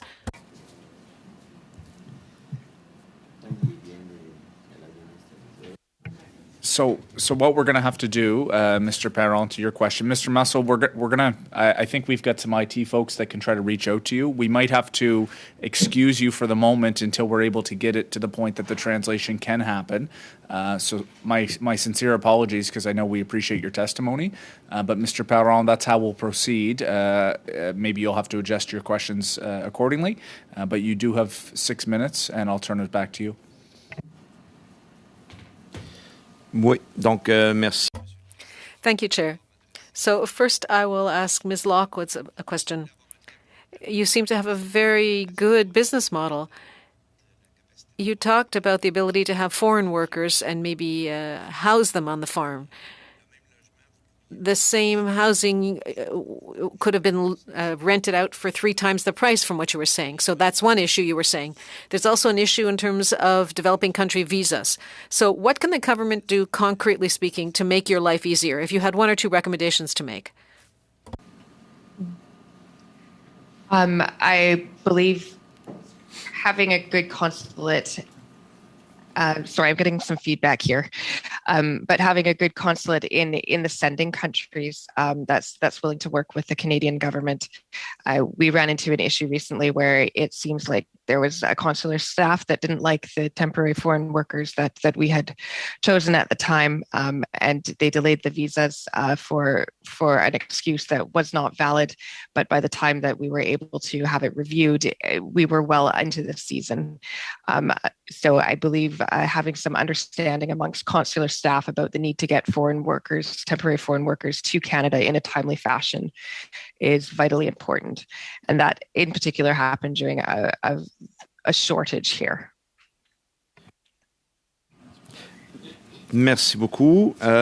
Madame? Thank you. Ms. Renham, you talked about being concerned about an issue that could rapidly become problematic in terms of antimicrobial resistance. And you're talking about the need to act now. What do you mean in about 30 seconds? What must the government do? I think, great question. I think there's a lot of things we could do, but we have to reduce the reliance on the antibiotics on farms. And I think there's a variety of routes we could take to reduce the reliance. I think farmer training to biosecurity, biohazard farmer training is a big one. Building more biosecure facilities that farmers are actually able to keep biosecured, and advancing research and development of viable non-antibiotic replacement products to replace the antibiotics specifically in agriculture, not trying to adapt human medicines to animals, are good places to start. OK, puis vous avez donc... So if I've understood correctly, you were exploring some avenues as alternatives. Yes, my research lab is on alternatives. Specifically, I work on probiotic-based products, but there are also enzymatic-based products that are showing potential. There are bacteriophages, which are viruses that attack only bacteria, that are showing potential. And there's various novel molecules that various people work on that are also showing potential. Merci beaucoup. Je vais prendre le... Thank you very much. I'm going to take the opportunity to ask Mr. Mussel a question. I hope the interpretation is going to work this time. Mr. Mussel, you talked about... excuse me, Mr. Perron.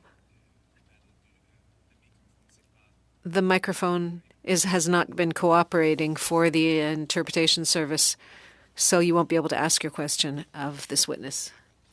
Well, I hope that we'll be able to submit the questions in writing to Mr. Mussel, because I really had a list of questions for him. If he could perhaps answer this way, it's a pity.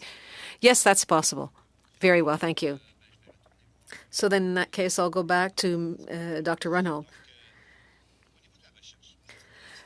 For research, you're talking about the importance of focusing on R&D. Do you think that in this country, R&D is sufficiently well-financed? Est-ce que le gouvernement... Can the government do any more? Yeah, it's a good question.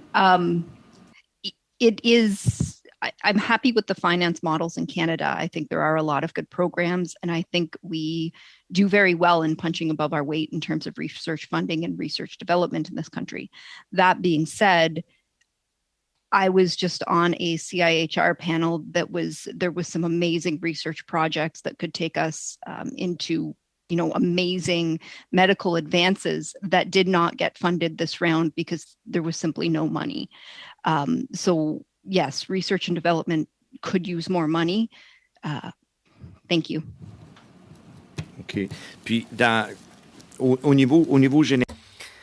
Generally speaking, do you also think that it would be necessary to have an investment policy for all agri-food processing infrastructure? Some witnesses have been asking us to develop a massive investment policy because there's a significant lag when it comes to such investment.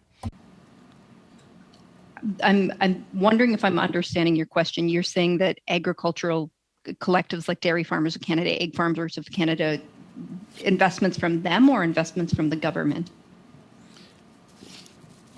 En fait,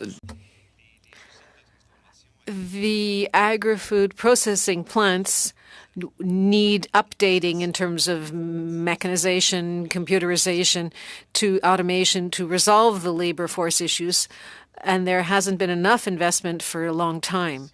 So wondering if a financial incentive on the government's part, not just the government, but perhaps some incentive there. I'd like to hear what you have to say about that. And I'm sorry because your time is up, and including the break. So now, Mr. McGregor, but just before that, for Mr. Mussel, it'll be possible to come back to a future meeting because I know that all of the members respect your testimony. Meeting. I have been told that your headset is quite worn. It's difficult for our translators, but I welcome you to stay on the meeting to listen, and we can certainly agree to have you back on the 24th for members that want to ask questions if they choose. But Mr. McGregor, to you. Great. Thank you so much, Chair. And I think I'll direct my first questions to Cami Lockwood. Cami, I'm so happy that you were able to join our committee today and provide the accounts that your farm has gone through. You wrote an open and honest letter recently detailing what your farm went through in 2021, from the massive heat wave that we experienced in late June, where we had consecutive days going over 40 degrees Celsius, which on Vancouver Island is just completely unprecedented. And then just a few months later, the never-ending onslaught of rain that we experienced. And you detailed quite honestly what that effect had, the effect on your mental health and so on. I think if you could just expand a little bit about on what you covered in that letter and how that impacts farmers who are on the front lines of climate change, and how it pertains to our larger conversation about the stress that involves on our supply chains. Mm-hmm. Well, I think it is difficult because there was a lot that we went through in 2021, and with the heat wave, we had to pull everything that we had to deal with the crisis in front of us without any support. We had offers of support, but nobody knew or understood how to help us. We were faced with the challenge of keeping our animals alive when we knew that they would simply perish in that heat. So we used everything that we had, all our education, all our experience, all our knowledge to mitigate that risk. We rigged up irrigation and we put it on top of our barn roof, which meant that in that 40 degree plus heat, my husband was on top of a barn roof at great risk to his health to try and keep our animals alive. And even in doing so, our well was unable to keep up with the amount of water that was required of us. And it got to the point where we knew that we had done everything that we possibly could to keep our birds alive, and we just had to sit and wait and hope. And it came to the following day 2 days later, after the temperatures had finally dropped, and I walked into the barn and I saw the birds clucking as they should. And I broke down and cried, complete full body sobs, knowing that we'd made it through and that we were going to be okay. And after that, the crisis was just continually on our doorsteps, because we went from that heat wave through to a full season of wildfires where our farm was never under an evacuation orders, but neighboring farms were. And if you can imagine trying to leave animals, we can't. Evacuation is not something that farmers can reasonably do. We take the health and the welfare of our animals so seriously, and we saw that with the floods as well, where farmers were left with tasks that honestly the Canadian military refused to do. Farmers took it up, and they took care of their animals when nobody else would. And it's, I believe, morally reprehensible to not care for our animals. It's, as I said, just so important. And also during the floods in the Lower Mainland in particular, there was a very strong lack of communication between all levels of government, and that is definitely something I'd like to see this committee address, is how to develop communication between the federal, provincial, local, and First Nation governments to adequately deal with the crisis. Farmers were hearing different stories from different levels of government, and there's other arms, right? So different stories from the Surrey or municipal police forces and RCMP, as well as Canadian military. So some checkpoints they were allowed to cross through, some points they weren't. So it was very difficult to navigate that. And in the larger terms, the mental health of farmers is honestly, we're taking a step back and looking at our business and trying to decide how we can continue to farm with these conditions. And it's nothing that a pill can fix. It's nothing that adequate support can fix when the challenges are so great. And what that actually does is it means that there's no food on Canadian tables. The Sumas Prairie, that whole Lower Mainland region, that produces over 50% of British Columbia's food supply, and it had significant impacts. We had empty grocery store shelves where we were lacking dairy because most of the cows in the province are located in that region. So the broader impacts of the climate crisis, we're hearing it from developing nations closer to the equator, but I can say for sure it's here. We are feeling it, and it's in a crisis situation. Sometimes it's hard to identify the help that we need and what supports that we need. We just know we need help. Thank you. Thank you to you both. Maintenant, Monsieur Lehoux pour... And now, Mr. Lehoux, for 5 minutes. Go ahead. Merci, Monsieur le Président. Thank you, Chair, and thank you to our witnesses for being here today.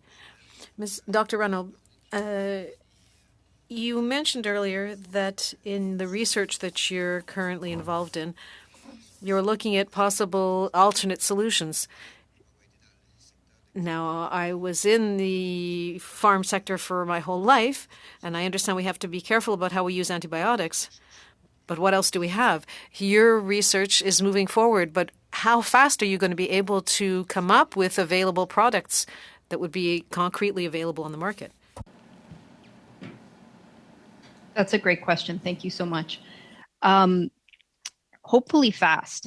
My lab is advanced to the point where we have probiotic products that were isolated from Canadian dairy cows, healthy Canadian dairy farm cows, and in the Petri dish can kill a variety of pathogens that cause mastitis. So it works in situ. The next step is to scale it up to a viable product. We do have companies that are interested in doing that with us. So if I was to make a guess, it will be within 10 years, we will have products on the market if things go well for certain replacements. Merci. Dans la même... Thank you. Along the same lines, we know that there are more and more products being imported into Canada from other countries. How can we be sure, because what you're doing in research as research in Canada must also be done elsewhere on the planet, what kind of coordination is there? How do you see that situation? Because when products are moving around from one continent to the other, is anyone taking care that the same rules apply to everybody? Yeah, and that's a major problem on the market right now. There is no one taking care that the same rules apply to everyone.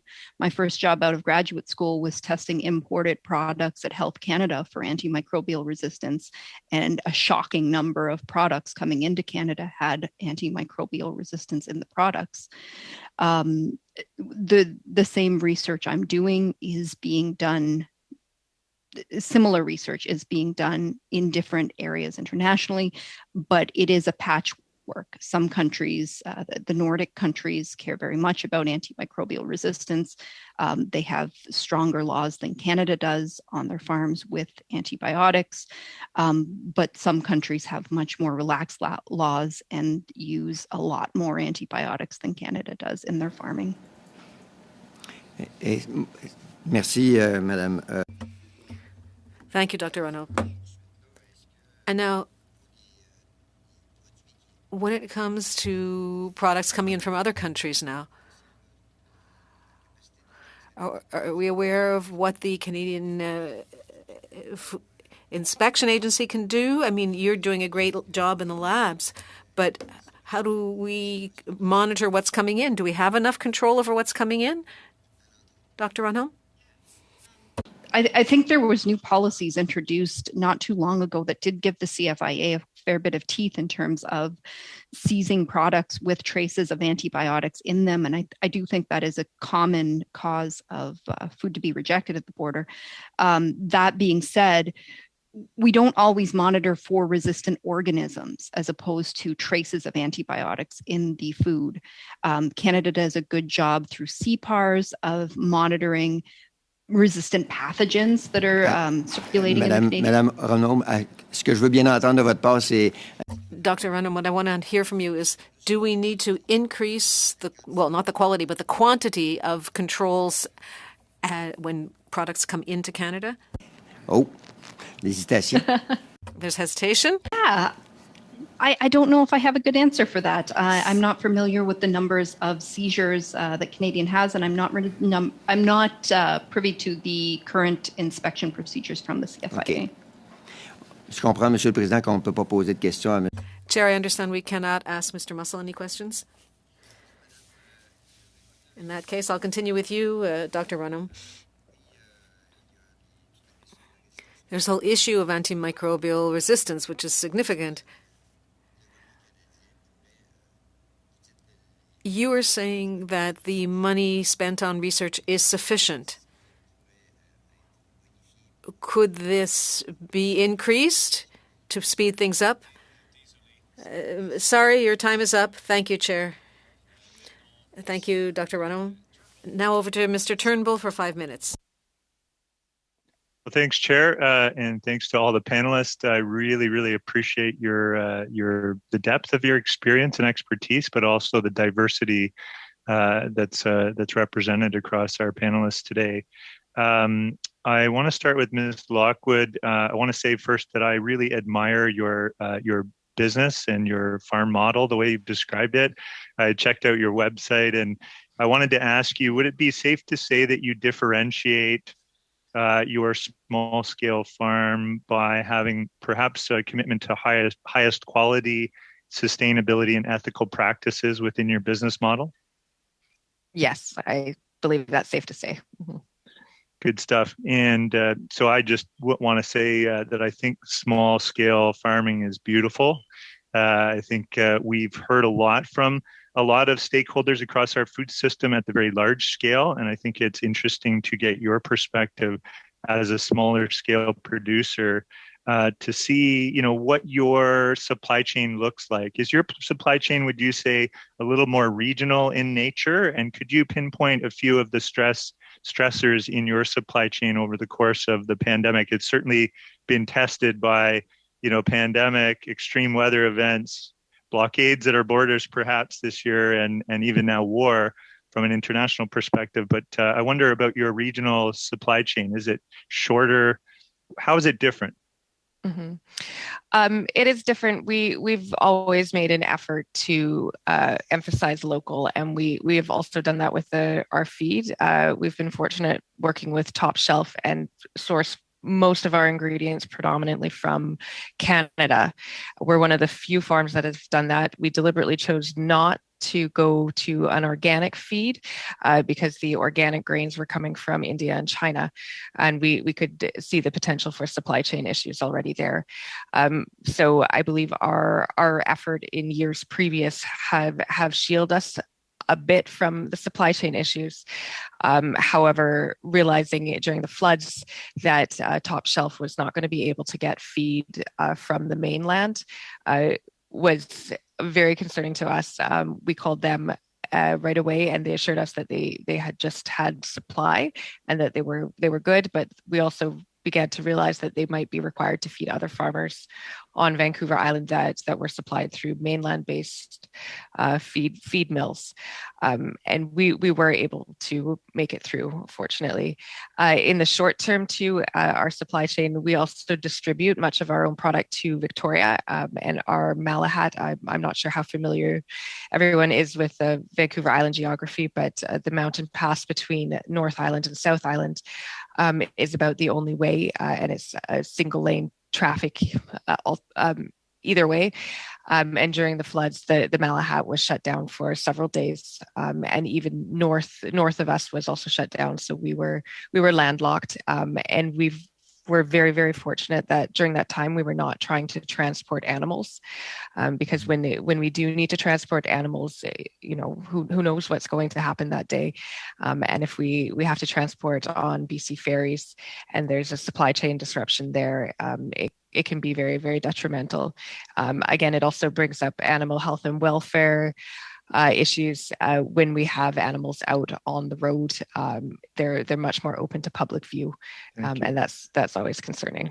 That's great. I wanted to sort of follow that up with a thought and question to you whether you think that small scale or regional food systems are more resilient when it comes to these international kinds of shocks. Certainly, I think from your testimony so far, we've heard that the extreme weather events like flooding certainly have impacted you, but perhaps some of the other things that I listed that are more international shocks in terms of nature, they're global trends. Would you say that you're more resilient in relying on a more regional food system? Yes, I believe so, and that is definitely the way I want to see Canada go. Is to look more inwards to be able to meet our needs. We've felt the effects too with the NAFTA renegotiations and losing some of our market share for our eggs to the U.S. and other international trade deals. So it is really important, I believe, to look locally. And as we can see, too, there's definitely some advantages to economy of scale, but it also has the weakness in that the resiliency just isn't there. Thank you. And no, désolé. No, sorry. Apologies, Mr. Turnbull. Yes, I understand. Thank you very much, Mr. Turnbull. Thank you, Madam Lockwood. Mr. Perron, 2.5 minutes. Ms. Lockwood, let's continue then. If I've understood you correctly, protecting local markets and market shares, I think you would agree with supply management through legal protections during the next trade negotiations? Please. La porte était bien grande. Well, that door was wide open, so I walked right through it. Supply manage is what made our business possible. Ouais, on va travailler. So we'll work on it, ma'am. The next point I wanted to raise is regarding processing, regional processing. Mr. Mussel mentioned this in his statement. he said that having major processing plants is fine, but it's good to have a complementary network of small processing centers. And we have a shortage of regional processing centers, especially in my region in Quebec. I don't know what things are like where you're from. I'd like to hear what you have to say. Do you think the state has a role to play in supporting small infrastructure for processing, for example, for slaughtering your birds? Yes, absolutely. We don't have option to slaughter our flocks on Vancouver Island. They have to be shipped to the mainland, and it would be really wonderful to have more regional processing. We also do a small amount of broilers, and we continually struggle with our local processor to have them done to the standard that we require when we sell direct to a consumer. Puis, est-ce que vous croyez que ça... And do you think that the impact of this would be to strengthen the supply chain? Were there to be a breakout of COVID, for example, in a major processing center, or a strike? Yes, I think it would absolutely help strengthen it. It's also really important to realize for the committee that when it comes to processing, just because we have animals going out, it also means that we have animals coming in, and it means a lack of space. And again, it causes some major animal welfare concerns if we cannot get animals to a processing facility in a timely manner. Merci so certainly beaucoup. Strengthening. 10 secondes, Madame. Thank you. 10 seconds, Dr. Runham, on the same question. Apologies, Mr. Perron, your time is up. Yes, it's 5 seconds, but apologies. Mr. McGregor, you have 2.5 minutes. Thank you, Mr. Chair. Dr. Ronholm, maybe I'll just turn to you. You know, in your opening statement, you're talking a lot about the antibiotic crisis and the resistance that's coming up, and I'm interested because I want to know about your thoughts about some of the technology that's coming out to help, like particularly with mastitis. I remember in the 42nd Parliament, 2 parliaments ago, when I was on this committee, our committee did a study on technology and innovation, and one of our witnesses was EIO Diagnostics, which had developed the Udder Health Mastitis System, which combines advanced imaging and machine learning to provide real-time detection of mastitis. Are you aware of some of those technologies, or do you have any comments on that? Because their big claim to fame was you can basically detect mastitis before it starts manifesting any symptoms. Yeah, and those technologies are spectacular. A lot of farms are using them now to do selective dry cow therapy instead of blanket dry cow therapy, which is cutting down on the amount of antibiotics used across the industry. They're spectacular technologies, but at the same time, you can't detect your way out of disease. Some cows will still get sick at some point and still need to be treated, even though these advancements are definitely helping. Great, thank you for that. And maybe, Cami, I'll turn to you. I only have about a minute left, but just on the theme of resiliency, that's a theme I continuously try to push at this committee. If you just had any closing thoughts, anything you feel that you missed in saying that you want our committee to really focus on in this study. Mm-hmm. I would just bring it back to the impacts of climate change. And while I realize there's a war and a very strong threat of war happening, and that could have severe impacts close to home, that overall the climate is a greater emergency and it needs to be dealt with, and it needs to have strong government action, and regulation is really the only way forward. So I'd really encourage all the members of the committee to consider other industries and how they impact farming, and also farming's own emissions and support for farmers to reduce our emissions. We all want to, absolutely. Sometimes it's just difficult to find a roadmap to do that, but I believe it's there and it needs support from government. Thank you. Look, I will recognize you very briefly, Mr. Liu, but just in a second, I'd like to thank our witnesses for being here today. Mr. Mussel, I know that you weren't able to participate in the same way, but we can have you back. 30 seconds and maybe not even an answer. Ma question, c'était... 30 seconds. My question is this: are we going to re-invite Mr. Mussel, or should we ask the questions via the clerk? Him back on the 24th. He did have his opening remarks, so we won't go through that process, but he'll be available for questions. For example, Mr. Mussel, I'm going to do it right now because I might not get the chance on the 24th. I think that given the geopolitical dynamic, you've mentioned some of this in your testimony. I know you won't be able to respond today, but any recommendations you may have about how we as parliamentarians can work collectively with the government to position our sector to fill those international gaps. I would welcome any thoughts that you have that you want to submit written, and of course, we will see you on the 24th. To all our witnesses, thank you for being here today. Thank you for your work in the industry. Colleagues, just a couple of quick reminders. March 18th is the deadline for our next study for witnesses to be into the clerk. The analysts have prepared a summary. You will get that in your emails. And we will also be distributing a calendar so that you have a sense of where the committee's going. So thank you, everyone. Enjoy your evening. Take care.